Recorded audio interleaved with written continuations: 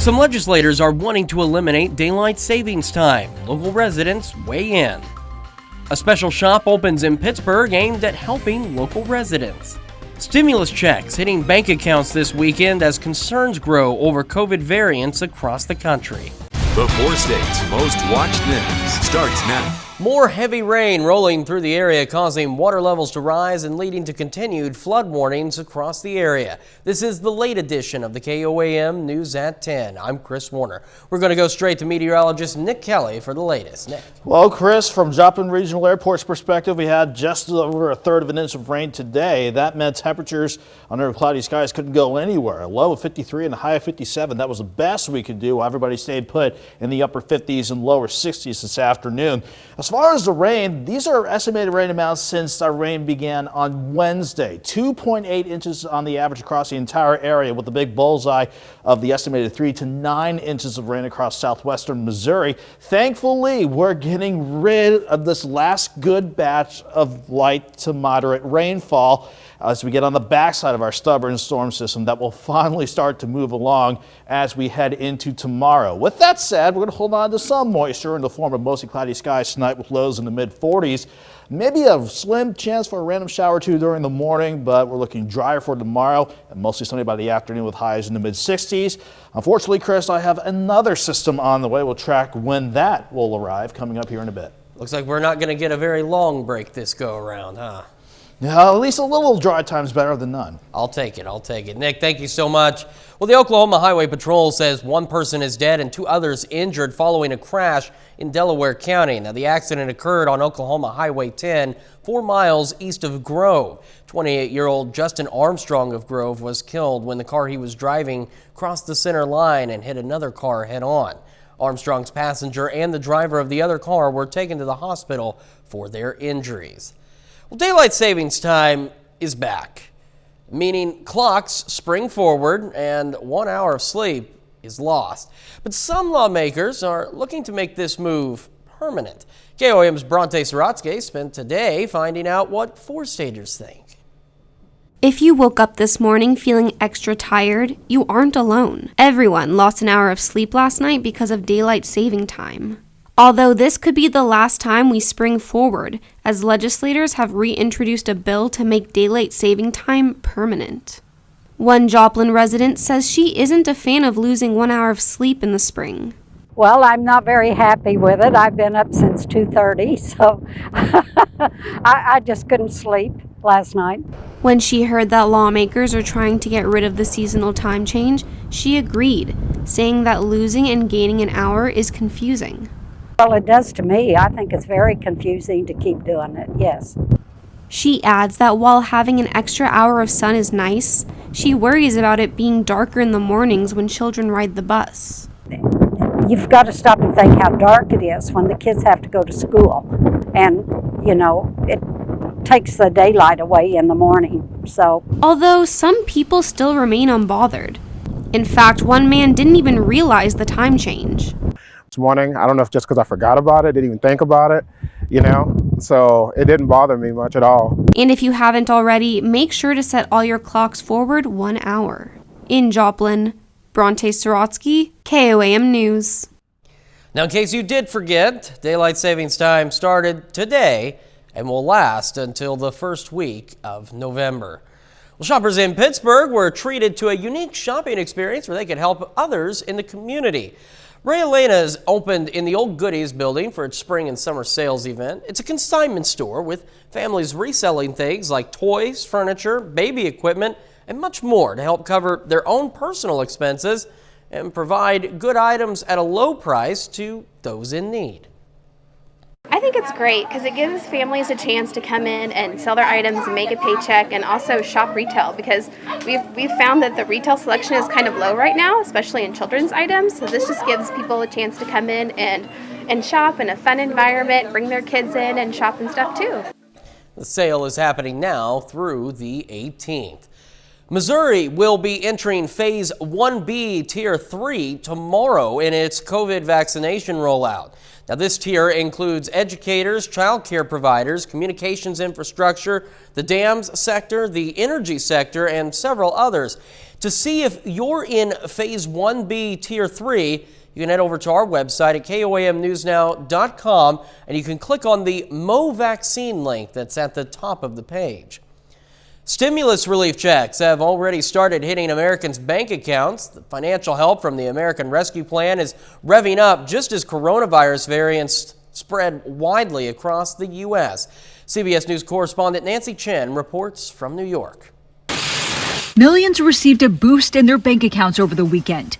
Treasury Secretary Janet Yellen says the newly signed coronavirus relief package provides considerable financial help to cash-strapped Americans. There'll be $1,400 checks going out to the members of 85% of American households, $3,000 payments to children, $3,600 for children under 6. Republican senators unanimously opposed the legislation. You can be sure that all of their states and communities will be benefiting from this, and they won't be complaining about it back home. President Biden says Americans could begin to be independent from the coronavirus by the 4th of July. It's just been a terribly trying year for everybody in so many respects, not only suffering health-wise and deaths and loss of loved ones, but what it has done to society, to the economy, and how it has kind of deepened some of the divisiveness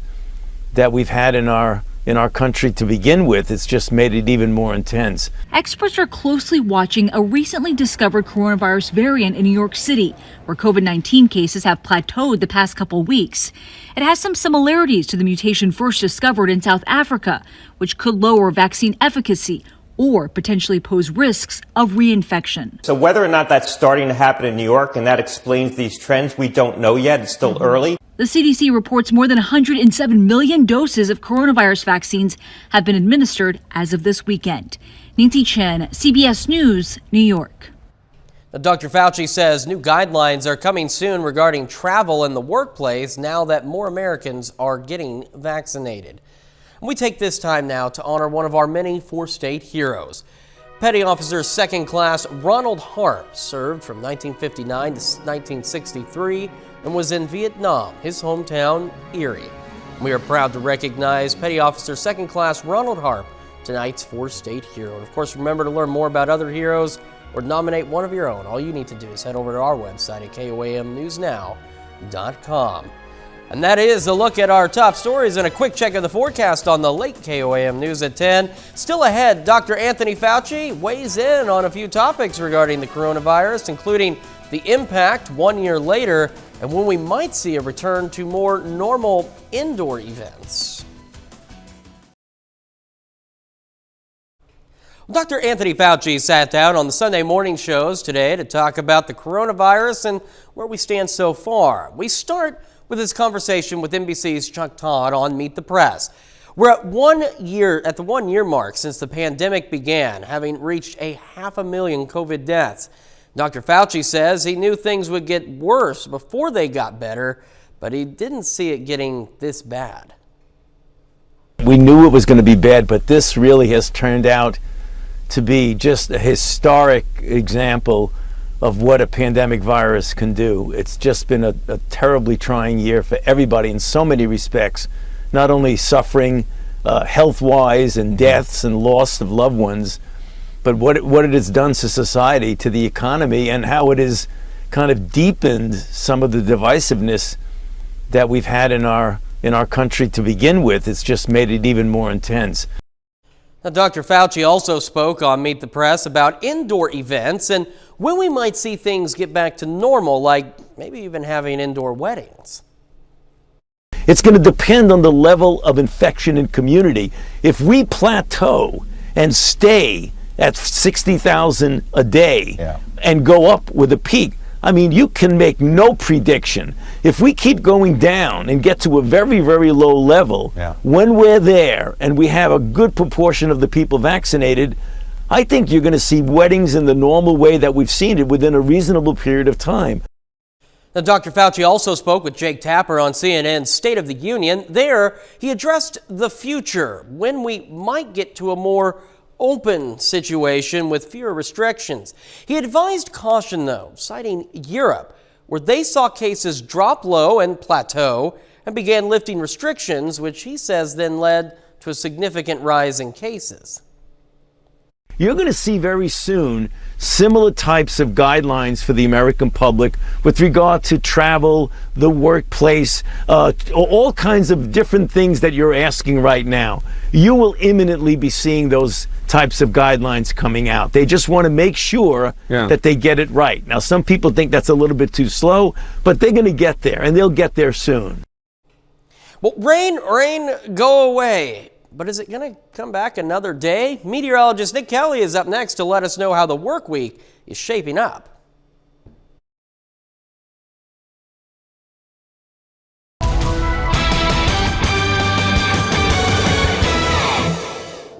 We had to put up with yet another day of cloud cover, temperatures struggling to warm up, all due to more rain and thunderstorms parading through and across the region.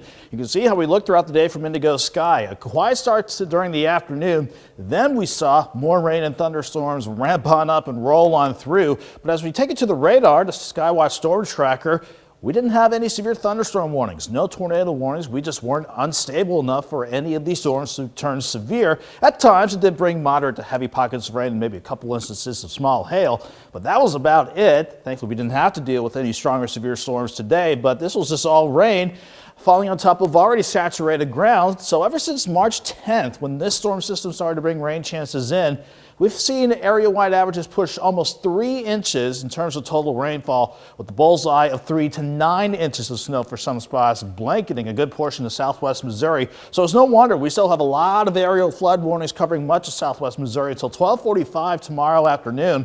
Flood watches on the Kansas side will expire at 7 a.m.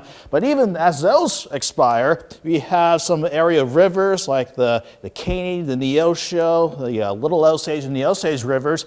They may have to wait until Wednesday or Thursday for the flood stages to start coming back down, which unfortunately is when our next storm system will start to roll on in. At least we're getting this one mainly out of the picture now, the bulk of the rain pushing deep into the Missouri Ozarks and central parts of Missouri. But as long as we're underneath the clouds and the rain, temperatures just really couldn't go anywhere today. Maybe some lower 60s for a few of you out in northeastern Oklahoma today, but early in the afternoon, everybody had to make do with highs in the middle to upper 50s. We held mainly in the 50s throughout the day. And at last check, we were seeing some upper 40s and lower 50s across the board, with everyone falling back into the mid 40s tonight as we continue to thankfully see the rain chances with this storm system start to move on out. The same storm system producing quite a bit of snow and even blizzard conditions for parts of the plains and the Rockies. We're going to get on the backside of the storm system tomorrow. We'll trend drier with maybe a few showers in the morning. But our next storm system we're already watching working into the west coast, that upper low near Oregon will bring that front our way by Wednesday. Until then, we'll get this upper low out of here and enjoy at least a few drier days, which we could certainly use. The future track doing a good job getting the last of the rain out of here no later than midnight. Mostly cloudy skies during the morning. As long as we're dealing with the backside of the storm system, I would not be surprised if any wraparound moisture could bring maybe a stray shower or two during the morning. And then we're looking just good for the afternoon. Mostly sunny skies and temperatures certainly faring quite a bit better. 45 in the morning, 60 by noon. Afternoon highs right around 65 degrees. We're dry and mild for Tuesday with highs near 70 before that next storm system works in from the west. As early as 2 a.m. Wednesday morning or 1 a.m. Wednesday morning, we'll have to watch this system closely, as this could bring us some strong to severe storms during the morning hours, which is not what we usually see around here, but they do want to bring a low severe threat for much of the area from 1 a.m. Wednesday to about 10 a.m. We're going to focus on hail being the big threat, but of course, we're going to keep an eye on any severe weather potential with our next storm system, sticking with Doug's pattern, rolling in for St. Patrick's Day. 65 tomorrow, 70, beautiful for Tuesday. 65 with those storm chances on St. Patrick's Day. Cooler on Thursday. Then we're going to dry out for the coming weekend, Chris, and temperatures inching back up. Not a good week to be getting in the jacuzzi right now, is it? No, but at least we're thankfully getting some dry time after we've been waterlogged for the past several days. Yeah, we do need that dry time. Nick, thank you so much. Well, coming up in sports, we're going to hear from some of our local teams about their state tournament runs. Plus, Pitt State baseball is back in action tonight, kicking off a series against Washburn.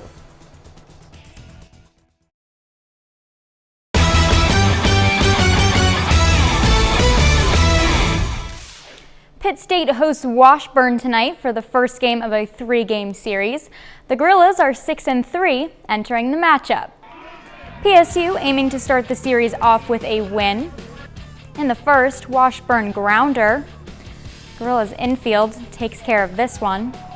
That will close the door on the inning. To the third, runners on first and second.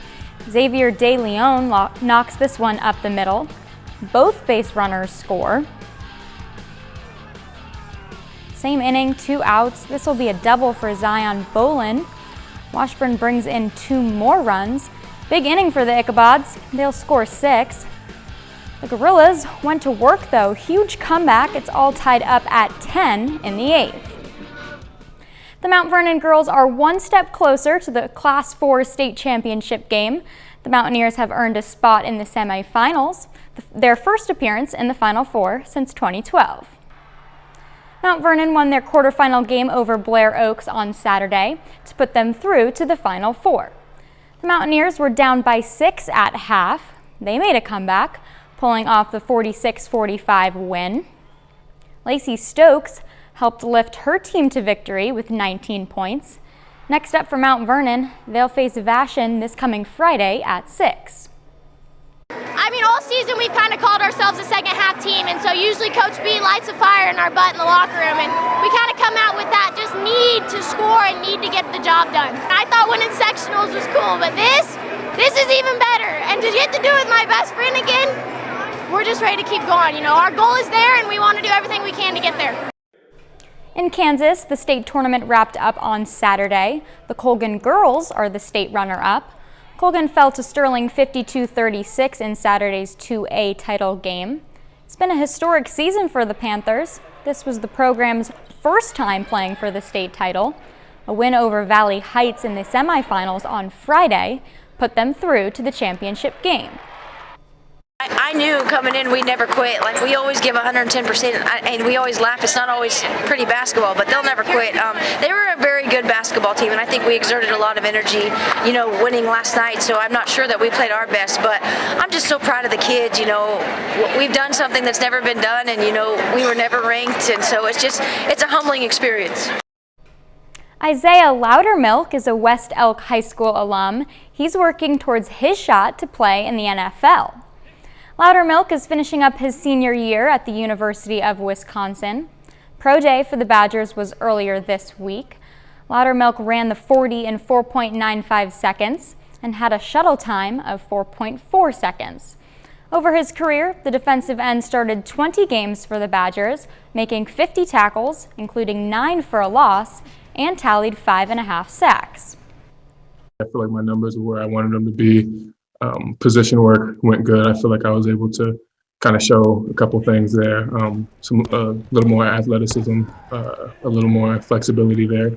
But overall, I feel great about the whole process. I'm glad and happy where I'm at right now. That's it for sports. We'll be right back with more news after this. Well, yesterday, the Texas Panhandle saw many tornadoes, some leaving behind massive destruction. The tornado to hit the Palo Duro Canyon State Park caused 42 people to be evacuated. 16 people stayed and weathered the storm, making it to safety afterwards. 5 people were missing after the storm, 4 of which were found rather quickly, and 1 hiker who was missing for hours before being rescued. Now, the Randall County Sheriff's Office says there's been extensive damage to buildings in the canyon itself. People staying at an RV park near the canyon sought shelter in a nearby tornado shelter to keep safe.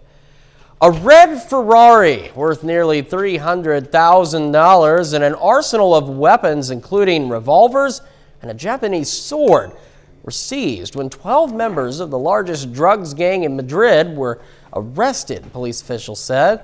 Now, the gang was very violent, according to Spain's national police, which found 3 daggers and several automatic weapons during a series of raids, along with 600 kilograms of cocaine. Nearly $840,000 in cash was seized, along with 20 expensive cars, including that Ferrari. SpaceX launched 60 Starlink satellites from their Launch Complex 39A at Kennedy Space Center in Florida. The Falcon 9 first stage rocket booster supporting this mission previously supported launch of the Crew Dragon's first demonstration mission, RadarSat Constellation mission, the SXM-7, and 5 Starlink missions. We got a final check of that forecast next. World-renowned cellist Yo-Yo Ma transformed the COVID-19 vaccine waiting area for the newly inoculated into a mini impromptu concert after receiving his second shot of the vaccine on Saturday. Yo-Yo Ma played the iconic pieces Ave Maria and the prelude to Bach's Cello Suite No. 1 inside a recreation center at Berkshire Community College in Pittsfield, Massachusetts, as others who had also been newly inoculated sat to wait out their mandatory 15-minute observation period. The college shared excerpts of the 15-minute concert on social media. Yo-Yo Ma is a part-time resident of the area and wanted to give something back to his community, according to the local paper, the Berkshire Eagle. The surprise mini-concert came exactly 1 year after the celebrated cellist posted the first of what would become a series of performances posted on social media throughout the pandemic using the hashtag Songs of Comfort.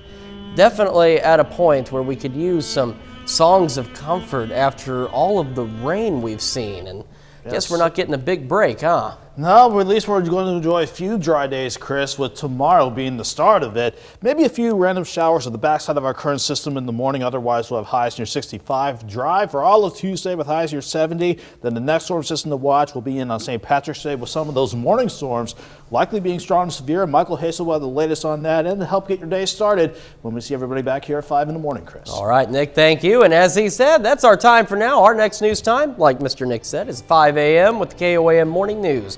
Thanks for making us part of your night.